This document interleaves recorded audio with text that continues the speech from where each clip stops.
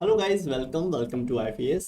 So I hope आप सभी लोग अच्छे हैं, बेहतर हैं और प्रिपरेशन बहुत अच्छी तरीके से आप लोगों की चल रही है। यही मैं उम्मीद करता हूँ और चलनी भी चाहिए, क्योंकि एग्ज़ाम बहुत पास आ चुका है। तो इस टाइम पीरियड में जो बहुत ही क्रूशियल टाइम आपका चल रहा है, इसमें आप अपने रिवीजन पे भी ध्यान दीजिए। और कुछ नई भी चीज़ अगर पढ़ते हो तो उसको एक बार इस तरह से पढ़ो कि आपको हमेशा के लिए वो याद रहे। ठीक है, इस तरह से अभी आप मत करो कि भाई चीज़ों को निपटाना है, निपटाना नहीं है। जितना भी आपने किया है उसको बेस्ट वे में करो, जिससे कि अगर उस कॉन्सेप्ट से कोई भी सवाल अगर आ जाए तो आप छोड़ो मत उसे। तो इसी के साथ यहाँ पे मैं लेक्चर नंबर 5 यानी कि नंबर सिस्टम पार्ट 2 लेके आया हूँ। तो नंबर सिस्टम में बहुत ही इंपॉर्टेंट चीज़ हमने बता दी थी लास्ट लेक्चर में। तो उसी के ऊपर बेस कुछ और भी क्वेश्चंस है जो कि बहुत ही इंपॉर्टेंट है एग्जाम पॉइंट ऑफ व्यू से, उसको हम करने वाले हैं। तो चलिए स्टार्ट करते हैं। वेरी फर्स्ट क्वेश्चन, पहला सवाल आपके पास ये रहा, जो कि एक्सपोनेंशियल प्रॉपर्टीज, जो कि बहुत ही इंपॉर्टेंट टॉपिक। मैंने आपको बताया है कि क्या क्या एक्सपोनेंशियल प्रॉपर्टीज होती हैं, उनका क्या क्या यूज है, एप्लीकेशन है। तो उसी के ऊपर बेसिस बहुत ही आसान सवाल आया था प्रीवियस ईयर में, यानी कि जो लास्ट एग्जाम हुआ था आपका जून में 2022 में, उसमें ये क्वेश्चन आया था। तो इसके लिए मैं 2 मिनट का समय आपको दे रहा हूँ, जिससे आप खुद से एक बार समझें और एक बार ट्राई करें। जितना दिमाग आप खुद का लगाओगे उतनी ही चीज़ें आपको ज़्यादा टाइम तक याद रहेंगी और कॉन्सेप्ट क्लियर हो जाएंगे। तो सोचिए जरा और try to understand and give the answer in the comment section fast.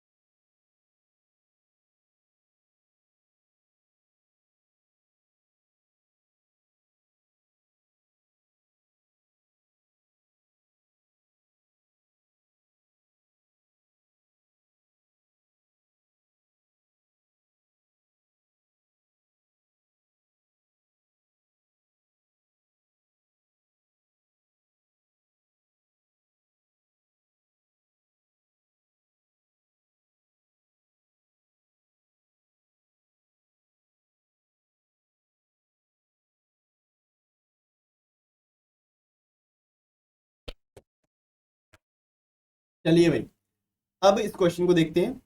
कह रहा है if 2 to the power a into 5 to the power b is equal to 500 and a and b are integers, और a और b क्या है, जो powers है उनको कह रहा है एक इंटीजर है, then a plus b is what.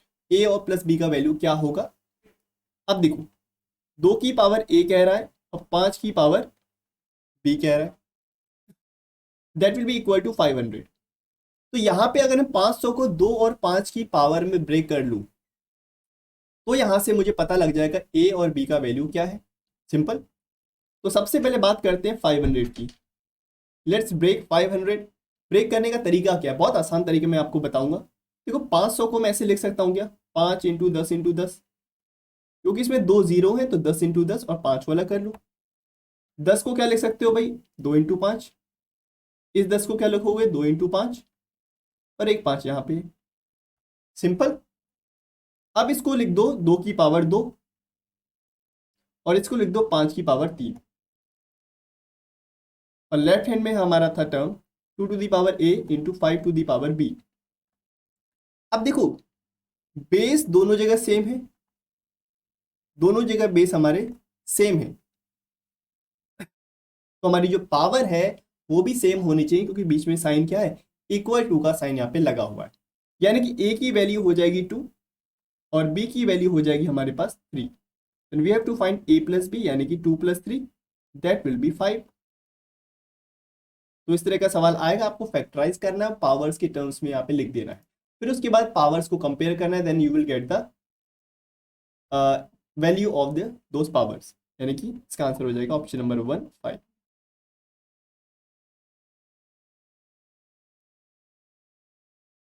यहाँ पे ऑप्शन नंबर 4 है इनडिटरमिनेबल, यानी कि इसका हम आंसर नहीं कर सकते, we can't determine that, but ऐसा नहीं होगा, we can easily find the answer, right.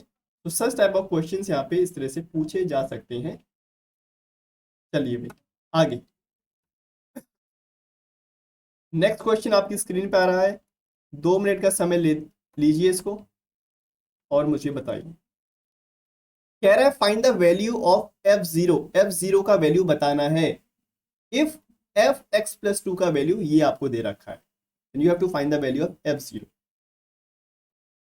जैसे कि ये टर्म होता है एफ एक्स, इसको बोलते हैं function of x, function of x, function of x. Function of x का बेसिकली सिंपल सा मतलब ये है, एक्स का वैल्यू वेरी करेगा तो ये पूरा का पूरा जो हमारा फंक्शन है ये भी वेरी करेगा। एक्स की जगह 1 रखूंगा तो कुछ और वैल्यू आएगा, और 2 रखूंगा तो कुछ और वैल्यू आएगा, यानी कि यहाँ पे फंक्शन क्या है, एक्स का फंक्शन है, यानी कि एक्स क्या एक तरह से वेरिएबल है। चलिए करिए इसको फटाफट से। अब आपकी जो स्पीड है बढ़ जानी चाहिए, कि जब स्पीड बढ़ाओगे तब ज़्यादा से ज़्यादा क्वेश्चन आप वहाँ पे अटेम्प्ट करके आओगे, ठीक है।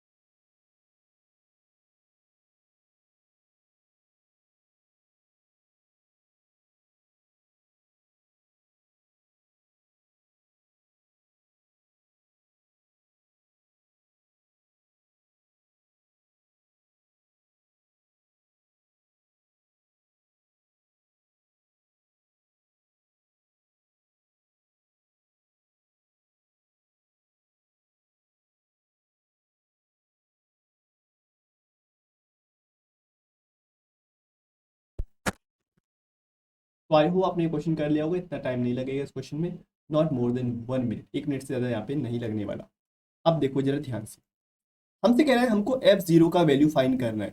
काश यहाँ पे एक्स प्लस टू की जगह जीरो हो जाए तो पूरा फंक्शन का वैल्यू मुझे पता लग जाए। क्या बोला मैंने, एफ जीरो, यानी कि अगर यहाँ पे काश जीरो हो जाए तो ये पूरा फंक्शन मेरा जीरो बन जाए। कैसे जीरो बनेगा देखो, अगर एक्स प्लस टू का वैल्यू जीरो हो जाएगा then we can determine the value. अब ये कब होगा, एक्स प्लस टू का वैल्यू जीरो कब बनेगा, जब एक्स का वैल्यू कितना होगा, जब एक्स का वैल्यू -2 होगा, तब यहाँ पे एक्स प्लस टू जीरो बन जाएगा, सिंपल सी बात है। यानी कि एक्स की जगह -2 पुट करिए जरा, जहां जहां एक्स है वहां पे -2 पुट करिए,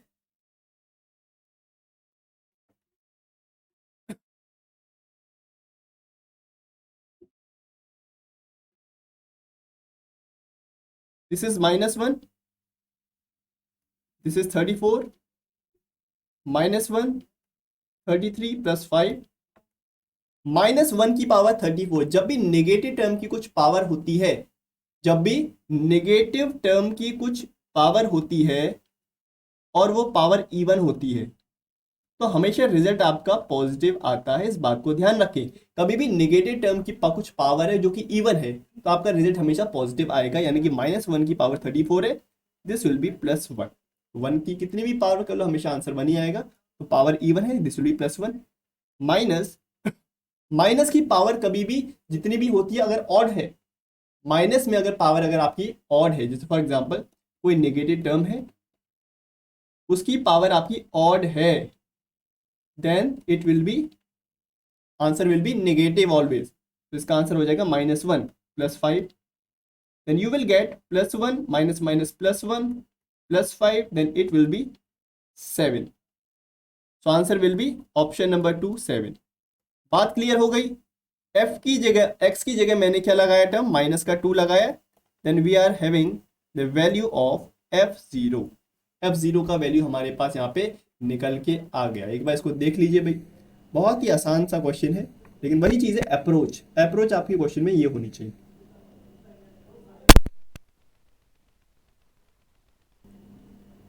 चलिए अगले क्वेश्चन पे चलते हैं। Next question on your screen. देखो भाई, इस क्वेश्चन के लिए मैं आपको दे देता हूँ 2 मिनट का समय। 2 मिनट का समय लो आप लोग और इस क्वेश्चन को करो। आपको अगर याद होगा तो लास्ट क्लास में हमने बात करी थी कि which of the following is the largest, इस तरह का क्वेश्चन किया था जिसमें पावर्स को सेम बनाया था। ये वैसा क्वेश्चन नहीं है वैसे तो, लेकिन हमको कॉन्सेप्ट वही लगाना है कि पावर को सेम बनाना है या पावर इसको बेस को सेम बनाना है, उसी कॉन्सेप्ट के ऊपर बेसिक क्वेश्चन है। तो आप इसको करिए, 2 मिनट का समय लो आप और इसको करो।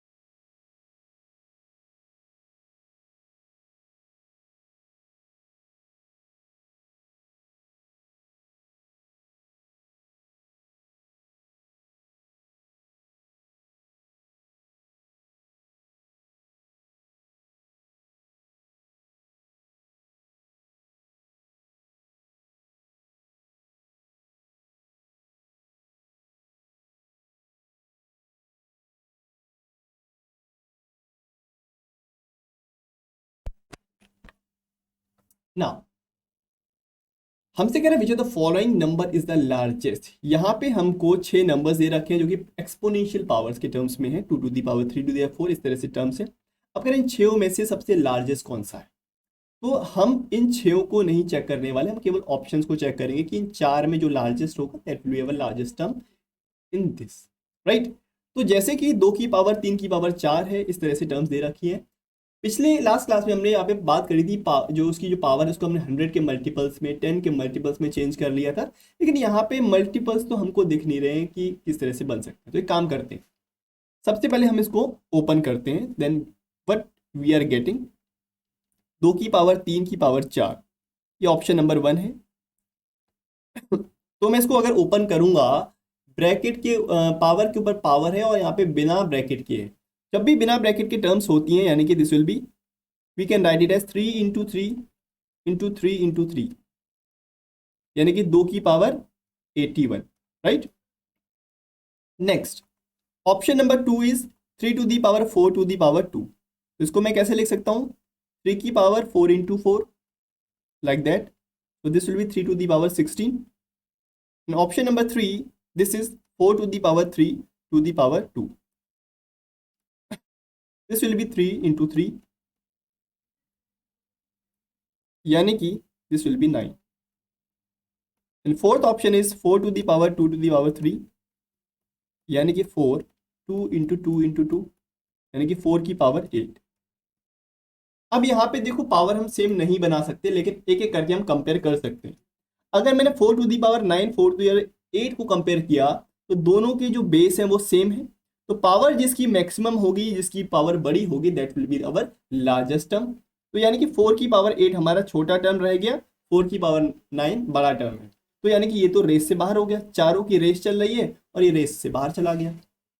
अब इन तीनों को कंपेयर करना, इन तीनों को कंपेयर करने के लिए हमको पहले इन दोनों को कंपेयर करना पड़ेगा, 2 की पावर 81, 4 की पावर 9। कैसे, अब देखो 2 की पावर 81 को, 2 की पावर 81 को मैं पहले 4 की पावर में चेंज कर लेता हूं। कैसे, देखो 2 की पावर 81 है, अब देखते रहना, मैं वही प्रॉपर्टीज का, वही शक्तियों का इस्तेमाल करूंगा जो शक्तियां मैंने आपको कल दी थी, जो शक्तियां मैंने आपको कल बताई थी। 2 की पावर 81 है, क्या मैं इसको ऐसे लिख सकता हूँ, 2 की पावर 80 + 1, हाँ या ना। क्या मैं इसको ऐसे लिख सकता हूँ, 2 की पावर 1 को अलग और 2 की पावर 80 को अलग, हाँ या ना। बेस अगर सेम होता है तो पावर आपस में ऐड हो जाती हैं, ऐसा ही हुआ। क्या मैं इसको ऐसे लिख सकता हूँ, 2 की पावर 1 यानी कि ये, और 2 की पावर 80 को इस तरह से, 2 2 × 40 लाइक दैट। क्या मैं इसको ऐसे लिख सकता हूँ, 2 की पावर 2 और उसकी होल पावर 40। पावर के ऊपर पावर हमेशा क्या हो जाती है, मल्टीप्लाई हो जाती है, लाइक दैट। तो यानी कि 2 की पावर 2 यानी कि दिस विल बी 4, उसकी पावर 40। तो फाइनली 2 की पावर 81 को मैंने क्या लिख दिया, 2 × 4 टू दी पावर 40। अब जरा कंपेयर करिए इस टर्म से, इसका बेस क्या है 4, इसका बेस भी 4 है, इसकी पावर कितनी है 9, इसकी पावर कितनी 40, यानी कि इसकी पावर ज्यादा है, और साथ ही साथ एक मल्टीप्लाई भी हो रहा है 2 से, यानी कि this will be the largest term among both the term. दोनों में लार्जेस्ट कौन होगा, ये वाला टर्म, यानी कि ये भी रेस से बाहर हो गया। अब 3 की पावर 16 और 2 × 4 की पावर 40, इसमें देखो बेस क्या है 3, इसमें बेस है 4, यहाँ पे बेस भी इसका बड़ा है और पावर भी इसकी बड़ी है, तो ऑब्वियस सी बात है ये वाला टर्म क्या होगा, लार्जेस्ट होगा सभी में, यानी कि 2 की पावर 81 इज द लार्जेस्ट, यानी कि this term, option number 1। This is the right approach to do such type of question. तो इसमें एक साथ हम नहीं बता सकते, एक एक करके हमको कंपेयर करना पड़ेगा इस तरह के क्वेश्चंस में। तो कैसा था ये क्वेश्चन मुझे जरूर बताना। तो एक बार इसको देख लीजिए, फिर हम अगले क्वेश्चन पे चलते हैं।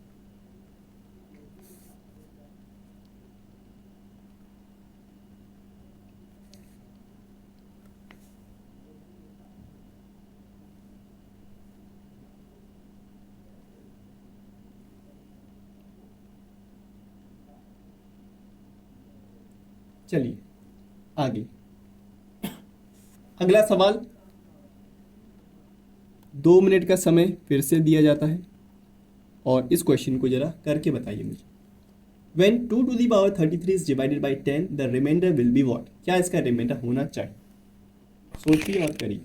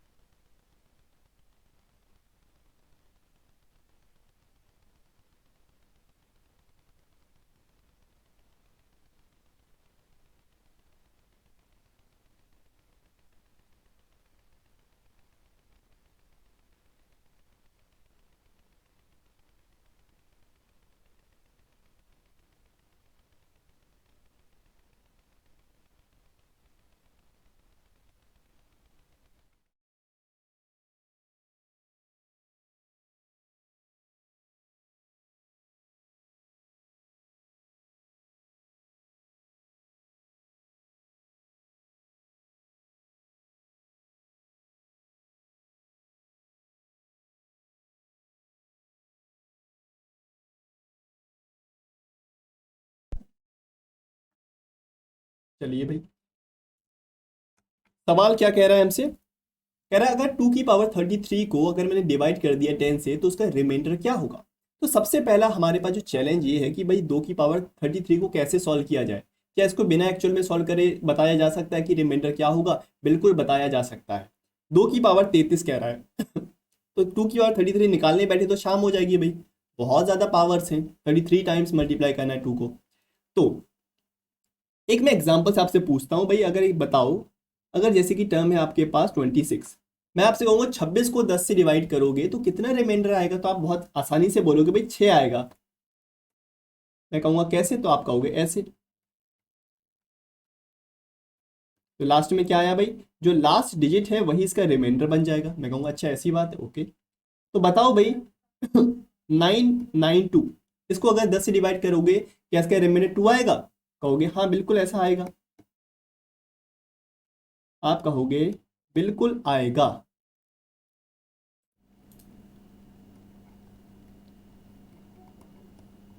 यानी कि किसी भी नंबर को अगर आप 10 से डिवाइड करते हो तो जो उसका लास्ट डिजिट होता है वही इसका रिमाइंडर बन जाता है। जैसे कि 100 है, 100 को अगर 10 से डिवाइड करोगे तो रिमाइंडर 0 आएगा क्या? बिल्कुल 0 आएगा भाई। क्या आएगा रिमाइंडर? Remainder will B 0। समझ में आ गई बात? यानी कि हमको क्या करना है, 2 की पावर 33 का हमको लास्ट डिजिट यानी कि यूनिट डिजिट निकालना पड़ेगा। और यूनिट डिजिट निकालना तो हमने बहुत सीखा है लास्ट क्लास में। तो देखो 2 की पावर 33 का जो यूनिट डिजिट हो जाएगा, what will be the unit digit? 2 की जो साइक्लिसिटी है 2 की जो साइक्लिसिटी है दैट इज 4। तो जो उसकी पावर है उसकी पावर को उसकी साइक्लिसिटी से इसको डिवाइड करिए, देन यू विल गेट 4 8 जा 32, you will get 1 as a remainder. ठीक है, you will get 1 as a remainder. अगर रिमाइंडर अगर आपका 1 आता है तो आपका फर्स्ट पावर साइकिल 2 का जो फर्स्ट पावर साइकिल है that will be your answer. यानी कि 2 की पावर 1 क्या होता है भाई? 2 होता है। यानी कि 2 की पावर 33 को अगर आप सॉल्व करोगे, पूरी तरह से सॉल्व करोगे, उसका जो लास्ट डिजिट आएगा दैट विल बी 2। ऐसा नंबर जिसके लास्ट में 2 आता है उसको अगर 10 से डिवाइड करोगे तो रिमाइंडर हमेशा 2 आएगा। यानी कि option number 1 will be the answer. बात समझ में आई? तो आपने 2 की पावर 33 का लास्ट डिजिट निकाल लिया और उसको 10 से डिवाइड करोगे, you will get the 2 as the remainder. Simple concept है। क्या होगा अगर ऐसे एक्सपोनेंशियल टर्म को आप 10 के बदले 5 से डिवाइड करोगे तो क्या होगा? वैसा ही एक सवाल लेके मैं यहाँ पे आया हूँ। नेक्स्ट क्वेश्चन ऐसा ही है जो कि आ चुका है। What is the remainder when 3 to the power 256 is divided by 5? अगर 5 से डिवाइड करूंगा तो क्या इसका रिमाइंडर आएगा? ये भी यूनिट डिजिट के ऊपर ही क्वेश्चन है। यूनिट डिजिट अगर आपको पता है तो आप इजीली बता सकते हो। अब देखो 5 का क्या केस होता है। फॉर एग्जाम्पल अगर मैं बात करूं भाई 24 है, इस 24 को अगर आप 5 से डिवाइड करोगे तो क्या आपका रिमाइंडर आएगा? तो आप कहोगे इसका रिमाइंडर आएगा 4। बिल्कुल ठीक कह रहे हो, क्योंकि 5 4 जा होता है भाई 20 और इसका रिमाइंडर क्या आ गया? 4 आ गया। यानी कि जो इसका लास्ट डिजिट है वही इसका रिमाइंडर बन गया। लेकिन अगर क्या होगा अगर 26 हो जाएगा तो आप कहोगे भाई इसका रिमाइंडर आएगा 1। क्यों आएगा 1? लास्ट डिजिट तो 6 है, इसलिए आएगा क्योंकि 25 टाइम्स 5 5 जा 25 होता है ना। उसका रिमाइंडर क्या आएगा? Remainder will be 1। तो कहने का मतलब इतना है, अगर आपका लास्ट डिजिट 1 है, 2 है, 3 है और 4 है, लास्ट डिजिट 1 है, 2 है, 3 है, 4 है और एक ले लो और 0, ये 5 आपके लास्ट डिजिट हैं, तो आपका रिमाइंडर हमेशा वही आएगा। Remainder will be same as the last digit. लेकिन लेकिन अगर आपका लास्ट डिजिट यहाँ पे 5 भी इंक्लूड कर लो, अगर 5 हो लास्ट डिजिट, अगर आपका 1 हो, 2 हो, 3 हो, 4 हो और 5 हो, तो रिमाइंडर आपका क्या आएगा? सेम आएगा जो आपका लास्ट डिजिट है। एक काम करो, एक जैसा सेकंड 5 को अभी हटा दो। अब देखो अगर 6 है, 7 है, 6 है, 7 है, 8 है और 9, अगर लास्ट डिजिट आपका 6 7 8 9 है तो उसका जो रिमाइंडर होगा वो कैसे आएगा? रिमाइंडर आपका इस नंबर में से 5 को माइनस कर दो तब आपका रिमाइंडर आ जाएगा। 6 minus 5 will be 1, 7 minus 5 will be 2, 8 minus 5 will be 3, 9 minus 5 will be 4। ये आपका रिमाइंडर होगा। समझ में आता है? अब इस क्वेश्चन को करते हैं।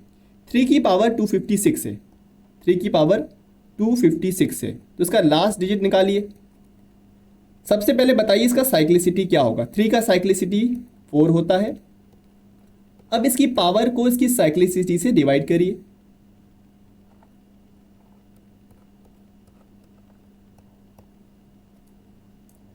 And you will get remainder as 0। जब भी रिमाइंडर 0 आता है इसका मतलब जो लास्ट पावर साइकिल होता है that will be the unit digit. 3 का जो लास्ट पावर साइकिल है, थ्री का जो लास्ट पावर साइकिल यानी कि थ्री की पावर जो फोर है, इसका जो लास्ट डिजिट है यानी कि थ्री का जो लास्ट पावर साइकिल है वो कितना होता है बताओ? That is one. ठीक है, पावर साइकिल क्या होता है? यही तो होता है। पहला पावर साइकिल थ्री का होता है थ्री, दूसरा होता है नाइन, तीसरा होता है सेवन और चौथा होता है वन।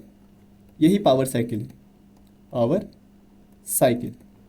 यही ऐसे ही रिपीट करता रहता है, थ्री नाइन सेवन वन, फिर थ्री नाइन सेवन, इस तरह से रिपीट करता रहता है। अगर जीरो आया रिमाइंडर यानी कि इसका जो लास्ट पावर साइकिल है दैट विल बी वन। अगर लास्ट में अगर वन आ रहा है, उस नंबर को पाँच से डिवाइड करोगे तो जब लास्ट में वन आता है तो क्या होता है उसका remainder? Remainder will always be same, same होता है उसका रिमाइंडर। देखिए अगर वन आ रहा है लास्ट में, टू आ रहा है, थ्री आ रहा है, फोर आ रहा है और जीरो आ रहा है, तो उसका जो रिमाइंडर हो जाएगा दैट विल बी सेम। लेकिन in the case of six seven eight nine you will be, आपको उसको फाइव से माइनस करना पड़ेगा अगर आपको उसका रिमाइंडर चाहिए तो। ठीक है, जैसे कि लास्ट में इसके वन आ रहा है और एक एग्जांपल ले लो, जैसे कि 21 है, लास्ट में क्या आ रहा है वन, इसको फाइव से डिवाइड करोगे तो you will be having the remainder as one. Simple, कुछ ऐसा नहीं है इसमें जो ना समझ में आए।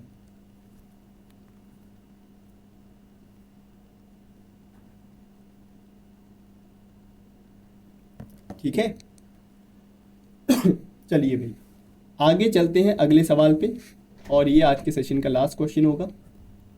ये भी यूनिट डिजिट का ही क्वेश्चन है, लास्ट डिजिट का। सेम कॉन्सेप्ट है, बस पूछने के जो तरीके हैं वो अलग अलग हैं। So take your time and tell me.